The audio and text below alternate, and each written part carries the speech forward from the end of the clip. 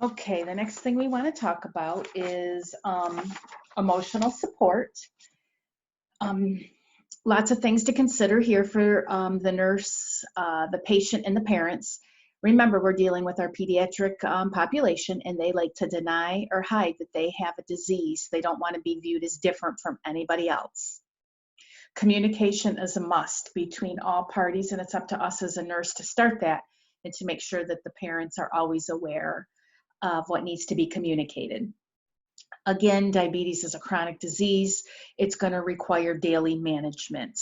We need to manage it effectively because, again, we don't want them getting into DKA. There are a lot of chronic complications. The more they're admitted with a acute episode of DKA, it can affect their eyes, their kidneys, the cardiovascular system. We know that diabetes is a multi-system involved disease process. And again, keeping a good control of our blood sugar, especially the older they get, will result in fewer complications, long-term and progressive complications. Growth and development will be complicated with episodes of DKA. They will have delays in their growth and development. On the flip side, hypoglycemia also has some growth and development complications. We'll see a delay in puberty. We'll see emotional disturbances. We'll see disturbances in the female's menstrual cycle if they're continually hypoglycemic. There's also some chronic complications associated with hypoglycemia.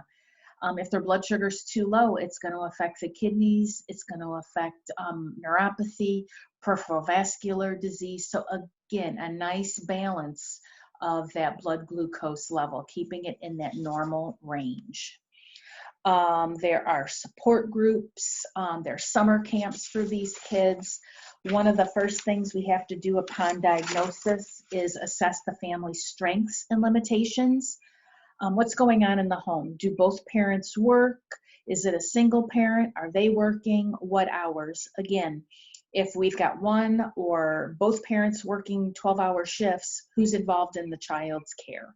So we need to make sure that the caregiver is involved in all of our education as well.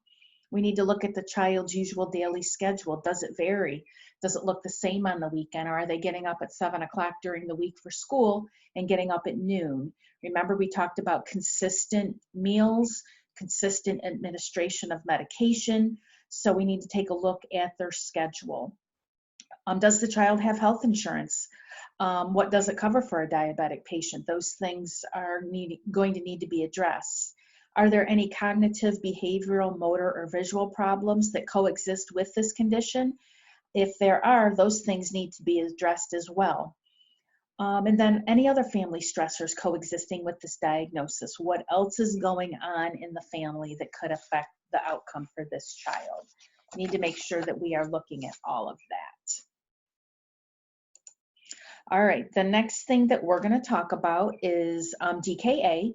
It is an acute side effect of diabetes. Again, isn't something that we should be seeing all the time. It's not a chronic complication, it's an acute complication.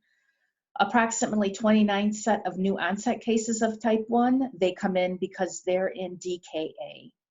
With DKA, the fats are being broken down into fatty acids, and glycerol in the fat cells in the liver are converting to ketone bodies. So we need to, that's what's going on metabolically in the body. What we see is hyperglycemia. We see a blood sugar, we say greater than 300 for DKA, but in actuality, their blood glucose when they come in DKA can be anywhere from 500, 700, 900. It's up there, it's elevated. Again, the body is using fat for energy, so we see increased ketones in urine and blood, which decreases the pH, so they are acidotic.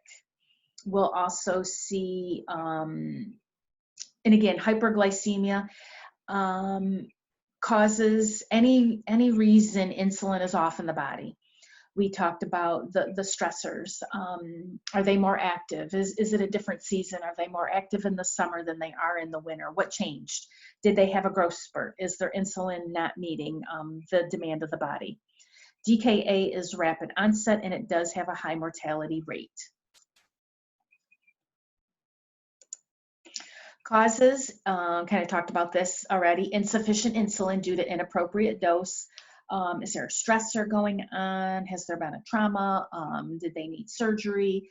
Is there an acute illness? Again, I know everybody kind of associates when our patients are eating, we don't give them insulin. But again, don't forget when they have an acute illness going on, we may need to adjust their dose and actually give higher doses. What we will see when they come in with DKA, in addition to that high blood sugar, we see the respiratory system attempting to eliminate CO2 by increasing rate and depth, Kussmaul's respirations. Remember those, they're ineffective. They're breathing faster, trying to get rid of that CO2. Remember, we're worried about acidosis. Fruity breath odor, they're dehydrated, electrolyte imbalances, potassium is the big thing here, and we will talk about potassium as we get into the treatment of DKA. The treatment that we are going to do is a rapid isotonic fluid. We give 0.9, so we'll give a bolus. Again, we said they're dehydrated. We need to maintain perfusion to vital organs. Make sure you're monitoring for urine output. Are those end organs, which our kidneys are an end organ, are they being perfused? If they're being perfused, we're going to have some urine output. Then we would follow with a hypotonic fluid, usually half normal saline. We want to make sure that we are keeping them hydrated. Anytime we're giving fluids, make sure we're monitoring for fluid volume excess. We are going to watch their blood glucose level. Here it says when the blood glucose level approaches 250, you're going to add glucose to the IV fluids. We're getting that blood glucose down. Remember I said it could be 500, 700, 900. When they come in, we're giving them fluids, and then we're going to give them regular insulin as a bolus. We give it to them as an IV push.